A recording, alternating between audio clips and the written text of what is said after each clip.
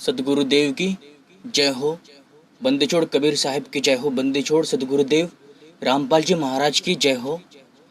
सत्साई पुण्यात्माओं, परमपिता परमात्मा कबीर साहिब आप सब मेरे भाइयों पर, आप सब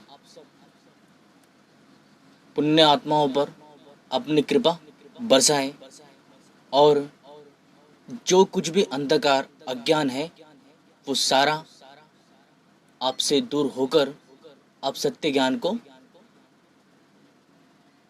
धारण कर पाए।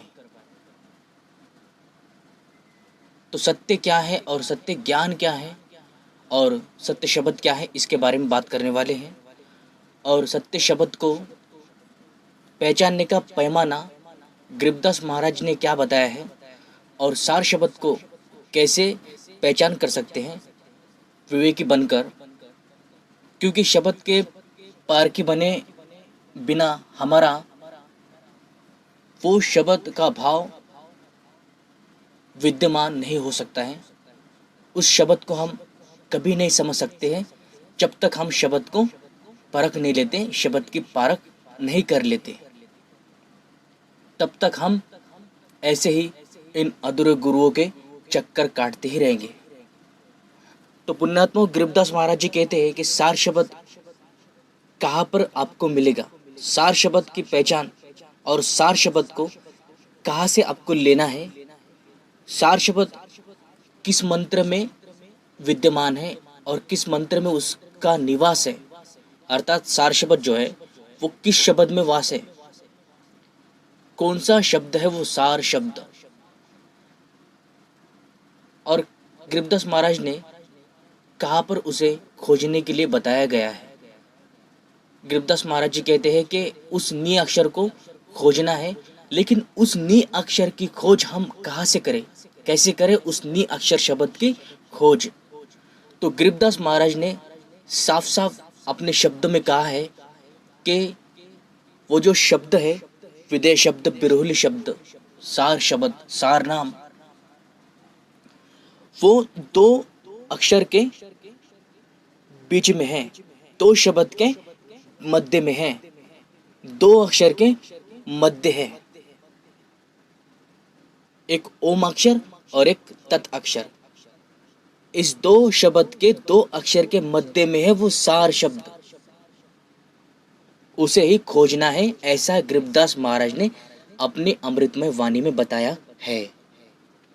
लेकिन इन अधूरे गुरुओं ने आपको इस दो शब्द का खंडन करके उस सार शब्द को कभी जानने को मिला ही नहीं, उस सार शब्द को आप कभी जान ही नहीं पाए।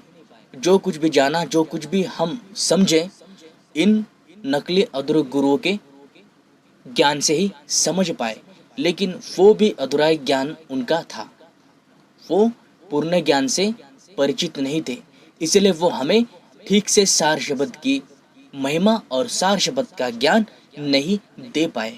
लेकिन गरीबदास महाराज ने दो शब्दों में ही सब कुछ क्लियर कर दिया है। कि गरीबदास महाराज जी कहते हैं, ये देखिए वाणी है, ये वाणी देखिए, गरीबदास महाराज जी कहते हैं, गरीब सतपुरुष निर्गुण कला, सरगुण कल्प विनोद, ओम तत् मध्य में नी अक्षर को शोध।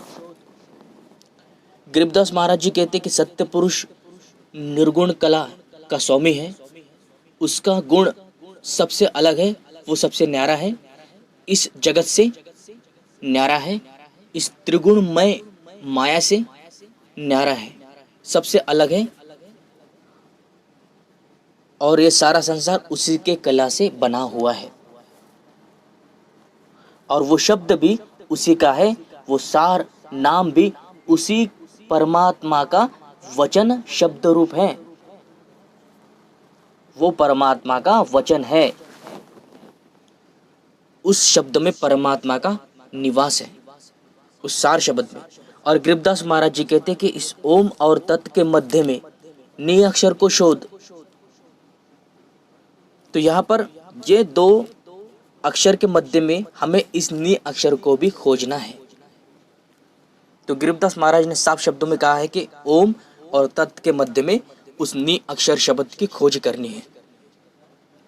तो इस प्रकार से इन लोगों ने इस ओम और तत् का खंडन किया है, इन अधूरे काल के दूतों ने।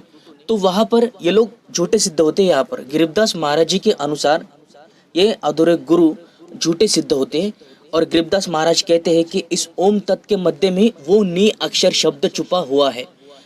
हमें वही सार शब्द को ढूंढना है जो इस दो अक्षर के बीच में मध्य में मिलता है, अर्थात ऐसे ही दो अक्षर के जैसे ही वो सार शब्द है, वो एक अक्षर है।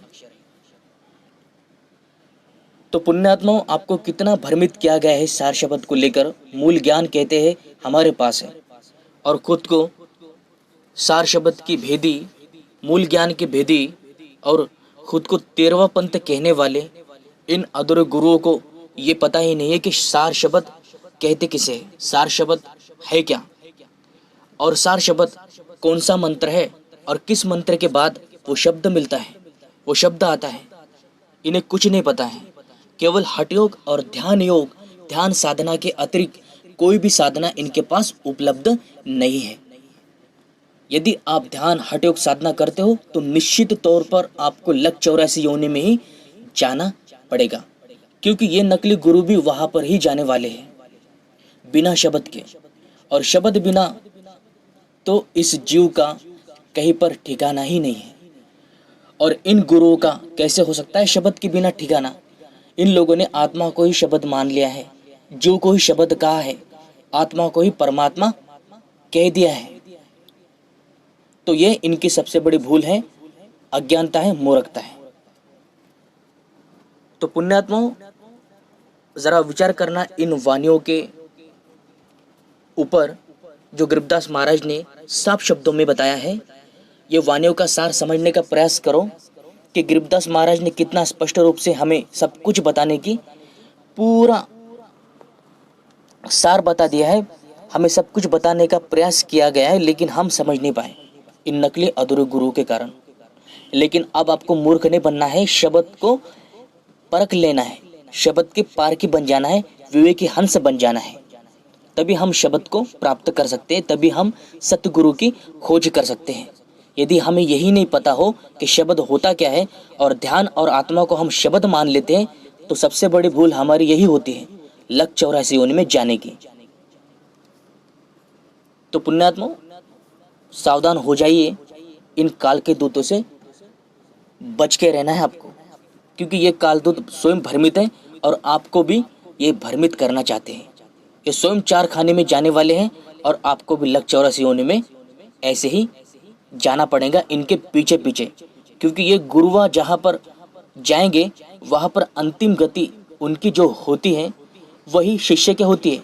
यदि गुरु नकली हो, गुरु अधूरा हो, यदि गुरु शब्द का पारखी ना हो, उस गुरु के पास शब्द ना हो, तो वो गुरु लक 84 योनि में गोते खाता है और उसके पीछे पीछे वो शिष्य भी लक 84 योनि में गोते खाता है। तो अब आपको गोते नहीं खाना है, शब्द को परख लेना है और गरीबदास महाराज की इस वाणी का विचार करना है। तो यही आपको बताना था कि किस प्रकार से आपको मूर्ख बनाया जा रहा है मूल ज्ञान के नाम पर, नी अक्षर शब्द के नाम पर। इन वाणियों के माध्यम से यही आपको बताना चाहता है दास कि आप इस नी अक्षर को इसी मंत्र के बीच में ढूंढना है आपको। ये हिंट दे रखी है गरीबदास महाराज ने समझने की, सार शब्द को परखने की। तो यही आपको बताना था। सावधान रहिए, बचे रहिए काल के दूतों से। तो मिलते हैं अगले वीडियो में, तब तक के लिए सभी को सत साहेब, जय बंदी छोड़ की, जय बंदी छोड़ की।